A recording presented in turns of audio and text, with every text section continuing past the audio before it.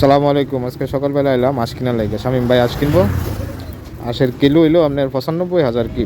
এই যে এই মাইয়ায় বাচ্চা কাইটটা আমরা খালি জব করে দিব, জব করে তারপরে দিব বাচ্চা কাইটটা সব কিছু করে দিব। আর বাসা কাটার লাগে সম্ভবত কিছু টাকা নিব প্রায়। আঁশটার দাম হইলো ৪,২৭,০০০ টাকা। আমরা যে এরিয়াতে এই এরিয়াই রাস্তার সাইডে একটা দোকান, হাঁস মুরগি পাওয়া যায় এই জায়গায়, ঠিক আছে। কি জানি কয় আপনার এই দোকানটা বহুত পুরানো। আমি যখন ২০১৯ সালে আই তখন এই দোকানটা দেখছি।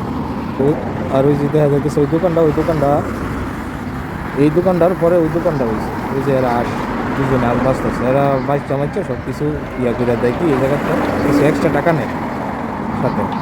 এই যে গরম পানি আছে, গরম পানি মেজে সুবা দিয়ে মা বাপ মিল্লা তারপরে দোকান চালায়।